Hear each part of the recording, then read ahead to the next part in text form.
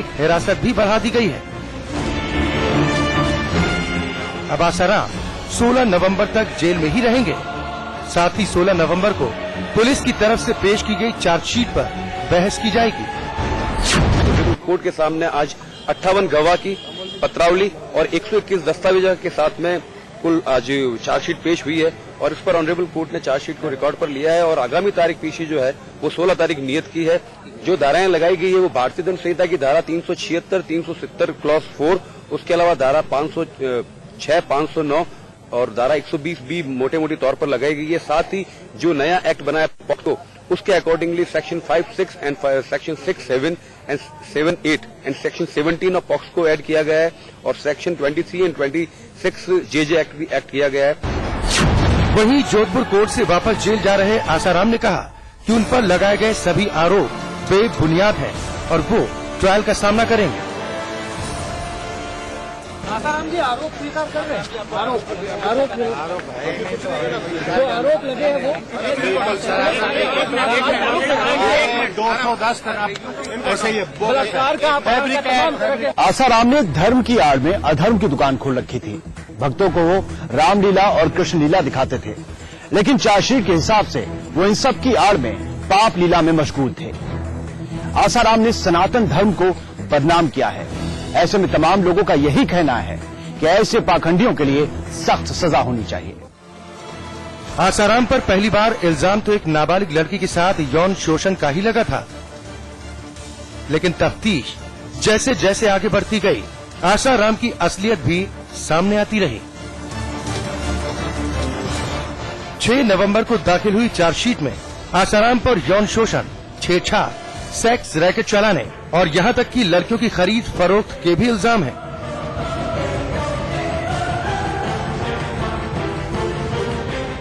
Jodhpur police ने यौन शोषण के इल्जाम में गिरफ्तार आसाराम के खिलाफ इल्जामों की जो फहरिस्त तैयार की है, वो अगर इंसाफ की कसौटी पर सही पाई गई तो आसाराम का हश्र आप खुद सोच सकते हैं।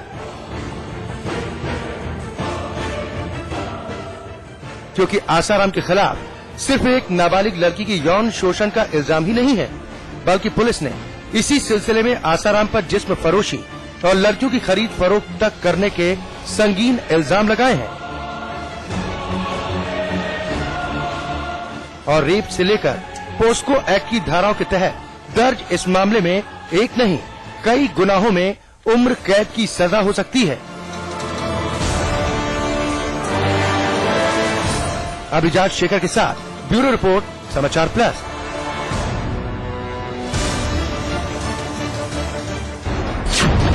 पुलिस ने आईपीसी की धारा 376 के तहत आसाराम के खिलाफ जो मुकदमा दर्ज किया था, उसके मुताबिक अगर आसाराम यौन शोषण के मामले में गुनहगार पाए गए तो उन्हें 7 साल से लेकर आजीवन कारावास तक की सजा हो सकती है। लेकिन पुलिस के मुताबिक आसाराम के गुनाहों की फहरिस्त काफी लंबी है। अब जिंदगी भर जेल में रहेंगे आसाराम। कई संगीन धाराएं लगी हैं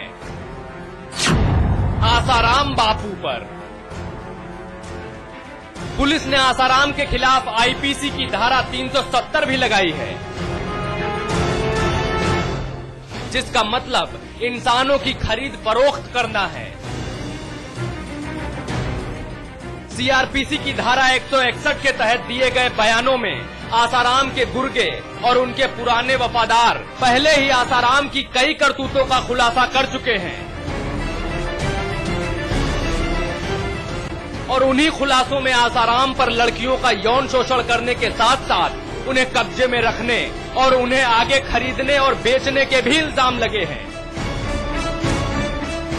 वैसे तो 370 के तहत 7 साल तक की सजा मुमकिन थी, लेकिन अब चाइल्ड ट्रैफिकिंग के इस मामले में तब्दीली के बाद इसका गुनहगार पाए जाने पर उम्र कैद भी हो सकती है।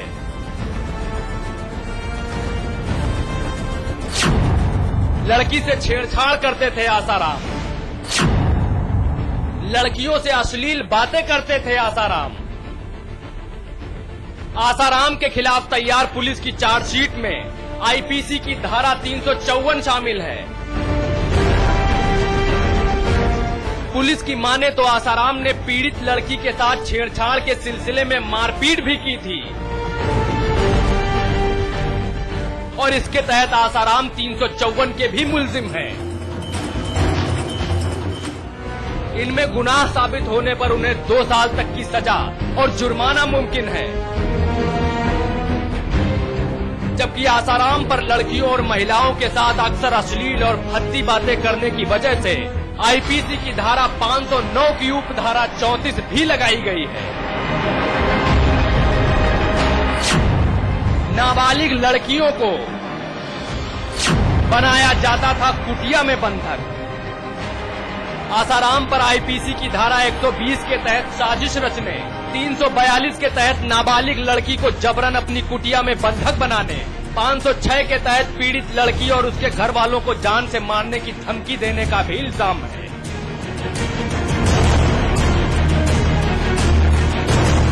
लेकिन यौन शोषण के साथ साथ सबसे संगीन इल्जाम आईपीसी की धारा 375 के तहत रेप और पॉस्को की धारा 5 और 6 के तहत है। इसके मुताबिक पुलिस आसाराम को बच्ची के साथ ज्यादती करने का गुनहगार बता रही है। ये जुर्म साबित होने पर भी आसाराम को उम्र कैद की सजा हो सकती है। जोधपुर पुलिस ने आसाराम को उनके हर गुनाह की सजा अलग से दिलवाने की पूरी तैयारी कर ली है। आसाराम के खिलाफ चार्जशीट में करीब 10 धाराएं लगाई गई हैं। इनमें से कुछ धाराएं इतनी संगीन हैं कि अगर साबित हो जाएं तो जेल से बाहर आने की आसाराम की तमाम कोशिशें जिंदगी भर के लिए नाकाम हो जाएंगी। लगन तुमसे जब आसाराम के सितारे बुलंदी पर थे तो दुनिया उनके कदमों में बिछी रहती थी। देखा जाएगा, जो होगा देखा जाएगा। अब आसाराम के सितारे गर्दिश में हैं, तो कोई पुरसाने हाल नहीं है। धर्म की आड़ में अधर्म का काला कारोबार करने वाले आसाराम की स्टोरी का क्लाइमैक्स लगातार नजदीक आ रहा है, क्योंकि अब बारी है चार्जशीट दाखिल करने की।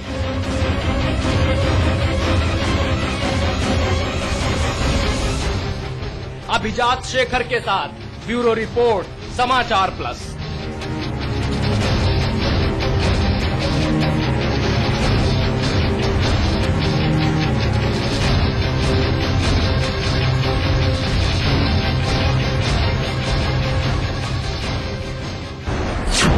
एनकाउंटर में आज बस इतना ही, लेकिन हमारी आपसे एक अपील, मुस्तैद रहिए। जुर्म की हर उस दस्तक को सुनिए जो कभी भी आपकी दहलीज पर दस्तक दे सकती है। नमस्कार।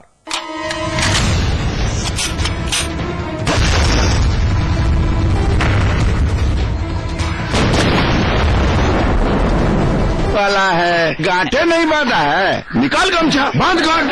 पहला गांठ पंजीकरण कराओ, और दूसरा गांठ पैसा बचाओ, और तीसरा गांठ डिलीवरी के लिए सही जगह चुने, और चौथा गांठ सरकार की मुफ्त गाड़ी का लाभ उठाएं। 4 जरूरी चीज याद रखने के लिए कुछ बड़ी हो तो जननी शिशु सुरक्षा कार्यक्रम का लाभ उठाएं।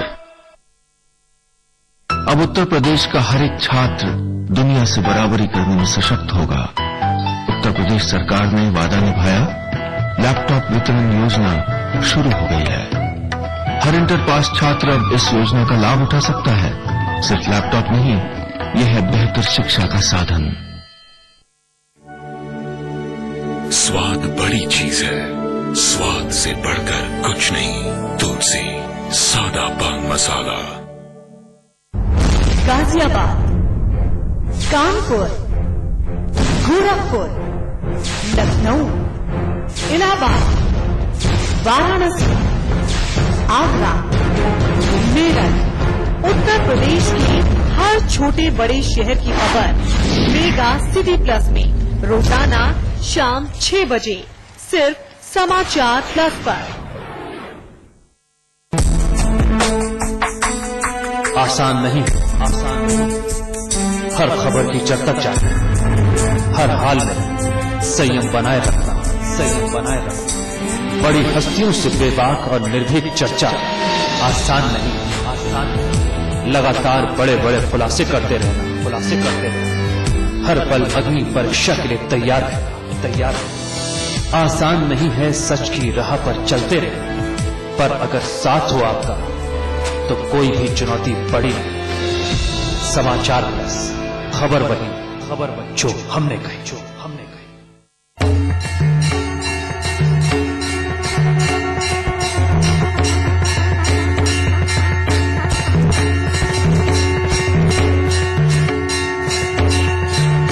देखिए प्रभु दर्शन रोजाना सुबह 6:30 बजे सिर्फ समाचार प्लस पर।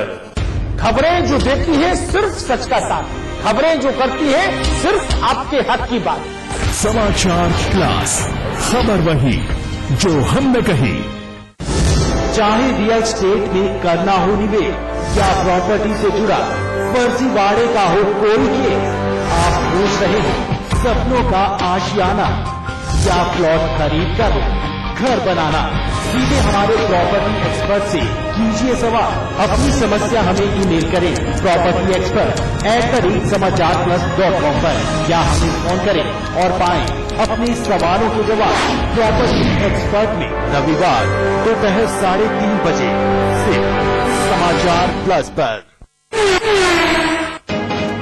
मुजफ्फरनगर में एक शख्स की हत्या के बाद फिर भड़का बवाल। आक्रोशित भीड़ ने कई गाड़ियों में लगाई आग, कई दुकानों में भी तोड़फोड़ और आगजनी की।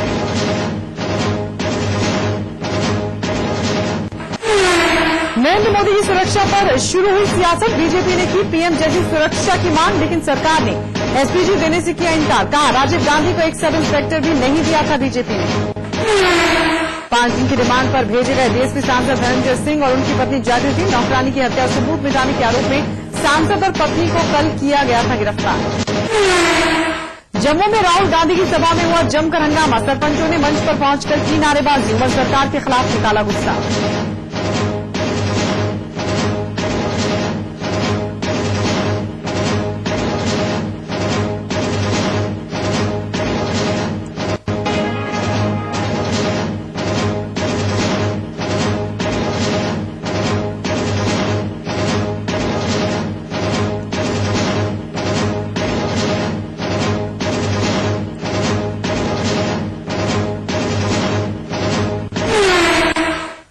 उत्तराखंड में 21 दिनों से चल रही कर्मचारियों की हड़ताल खत्म। मुख्यमंत्री से वार्ता के बाद जारी किया गया शासन आदेश। कर्मचारियों ने काम पर लौटने का किया ऐलान।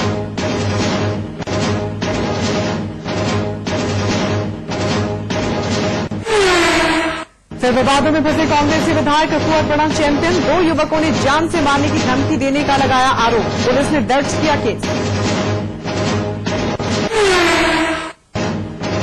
ब्रिटेन के राजकुमार चार्ल्स पत्नी कैमिला पार्कर के साथ पहुंचे उत्तराखंड। ऋषिकेश में गंगा आरती में हुए शामिल, परमार्थ निकेतन के कार्यक्रमों में होंगे शामिल। मैनपुरी में समाजवादी पार्टी की देश बचाओ देश बनाओ महारैली कल। सपा सुप्रीमो मुलायम सिंह, सीएम अखिलेश समेत तमाम नेता करेंगे शिरकत। सुरक्षा के चाक चौबंद इंतजाम। यौन शोषण मामले में आसाराम के खिलाफ जोधपुर पुलिस ने दाखिल की चार्जशीट। जुवेनाइल जस्टिस एक्ट और पॉक्सो एक्ट के तहत दर्ज है मुकदमा। और ईडन गार्डन टेस्ट में सचिन तेंदुलकर ने बॉलिंग में भी रचा इतिहास। 199वें टेस्ट मैच में विकेट लेकर पूरे किए करियर के 200 विकेट। पहले ही दिन वेस्टइंडीज ने जीते विकेट।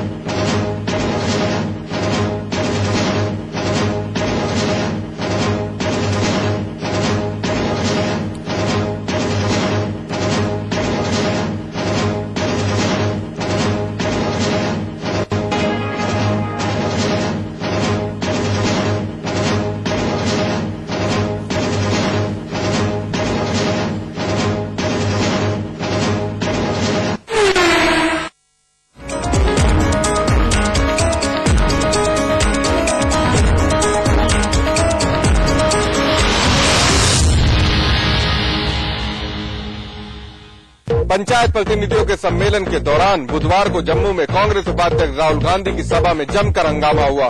राहुल ने यहां पर पंचायत प्रतिनिधियों के सम्मेलन को संबोधित करते हुए यूपीए सरकार की उपलब्धियां गिनाई। पंचायत प्रतिनिधियों के सम्मेलन के दौरान बुधवार को यहां कांग्रेस उपाध्यक्ष राहुल गांधी की मौजूदगी में जमकर हंगामा हुआ। राहुल ने सम्मेलन को भी संबोधित किया। जैसे ही राहुल गांधी का संबोधन समाप्त हुआ, सम्मेलन में हंगामा शुरू हो गया। एक सरपंच ने तलक लहजे में कहा कि पंचों और सरपंचों की बात को राहुल तक नहीं पहुंचने दिया जा रहा है। कुछ सरपंचों ने राहुल पर सवाल भी दागे और साथ ही उन्होंने सुरक्षा की मांग भी की। इससे पहले राहुल गांधी ने कहा कि गांव तक सत्ता तभी पहुंचेगी जब लोग सामने आएंगे। हम चाहते हैं कि जम्मू कश्मीर में लोगों को भोजन का अधिकार मिले, लेकिन यह काम 1 मिनट में नहीं किया जा सकता।